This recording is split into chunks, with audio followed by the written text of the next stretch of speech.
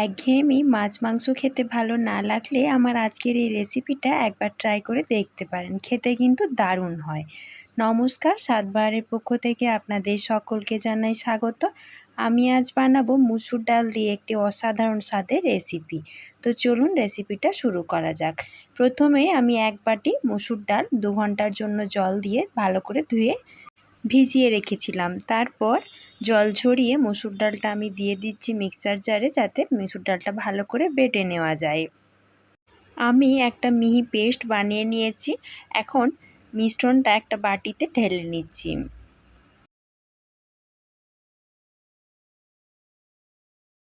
এখন আমি কয়েকটা উপকরণ এই মিশ্রণটার সাথে মিশিয়ে নেব। প্রথমে দিয়ে দিচ্ছি অর্ধেক চামচেরও একটু কম কালো জিরে, আর দিয়ে দিচ্ছি একটা মিডিয়াম সাইজের পেঁয়াজ কুচি, আর তার সাথে দিয়ে দেব অল্প পরিমাণে একটু আদা রসুনের কুচি, আর তার সাথে দিয়ে দিচ্ছি অল্প পরিমাণে একটু লঙ্কার গুঁড়ো। আপনারা চাইলে এখানে কাঁচা লঙ্কা কুচিও ব্যবহার করতে পারেন।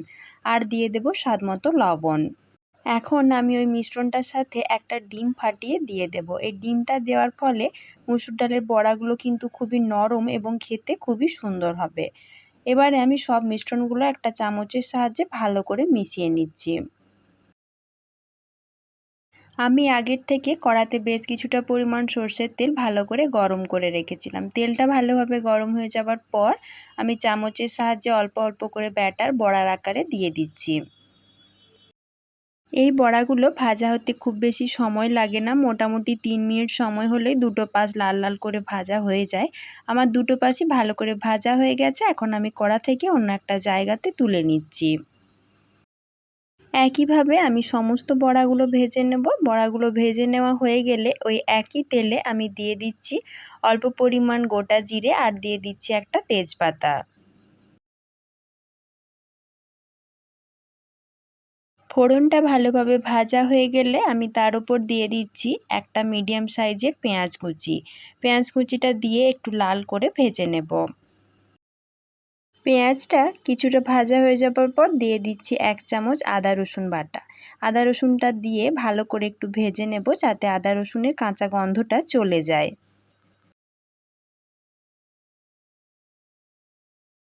আদা রসুনটা ভালো করে ভাজা হয়ে গেলে এক এক করে আমি দিয়ে দিচ্ছি হলুদের গুঁড়ো, জিরের গুঁড়ো, আর একটু লঙ্কার গুঁড়ো। মশলাটা যাতে পুড়ে না যায় সেই জন্য মশলার সাথে অল্প পরিমাণ জল দিয়ে ভালো করে একটু কষিয়ে নেব। আর তার সাথে দিয়ে দেব একটা টমেটো কুচি।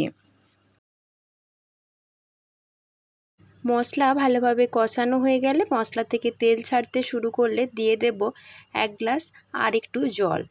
এখানে জলটা একটু বেশি দিতে হবে, কারণ বড়াগুলো ঝোলের ওপর দিয়ে দেওয়ার পর যখন ফুটতে শুরু করবে তখন ঝোলটা কিন্তু অনেকটাই টেনে নেবে। ঝোলটা ফুটতে শুরু করেছে। এখন আমি আগের থেকে যে বড়াগুলো ভেজে রেখেছিলাম সেই বড়াগুলো একটা একটা করে ঝোলের ওপর দিয়ে দিচ্ছি। এখন মিডিয়াম ফ্লেমে গ্রেভিটা আমি 10 মিনিটের জন্য ফুটিয়ে নেব।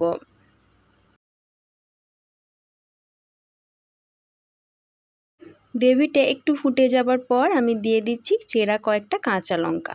আপনারা যে যার মতো ঝালটা বুঝে তারপর দেবেন। রান্নাটা আমার প্রায় শেষের দিকে। এখন আমি দিয়ে দিচ্ছি অর্ধেক চামচেরও একটু কম গরম মশলার গুঁড়ো। তারপর আমি দিয়ে দিচ্ছি কয়েকটা ধনেপাতা কুচি। শীতের দিনে যে কোনো রান্নাতেই ধনেপাতা কুচিটা দিলে তার ফ্লেভারটা খুবই সুন্দর হয়, খেতে বেশ ভালো লাগে। রান্না আমার পুরোপুরি কমপ্লিট। এখন আমি গ্যাসের ফ্লেমটা বন্ধ করে 5 মিনিটের জন্য রেখে দেবো স্ট্যান্ডিং টাইমে। 5 মিনিট পর ফিরে এসেছি। দেখুন এটা দেখতে কতটা সুন্দর হয়েছে, খেতেও তেমনি অসাধারণ হয়। আপনারা চাইলে এই রান্নাটা আলু দিয়েও বানাতে পারেন, সেটাও খেতে কিন্তু খুবই ভালো লাগে। গরম গরম ভাত বা রুটি যার সাথেই এই রেসিপিটা পরিবেশন করুন না কেন, খেতে কিন্তু অসাধারণ হয়।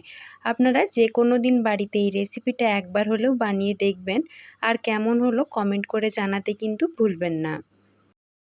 আমার আজকের এই রান্নাটি যদি ভালো লেগে থাকে তাহলে প্লিজ একটা লাইক করে সকলের মাঝে বেশি করে শেয়ার করবেন। আর যে সকল বন্ধুরা আমার চ্যানেলে নতুন তারা প্লিজ চ্যানেলটিকে সাবস্ক্রাইব করে দিয়ে আমার পাশে থাকবেন। আজকের মতো এই পর্যন্তই। খুব তাড়াতাড়ি আবারও হাজির হয়ে যাব নতুন কোনো রেসিপি নিয়ে। সকলে ভালো থাকবেন, সুস্থ থাকবেন। আমার ভিডিওটি দেখার জন্য সকলকে জানাই ধন্যবাদ।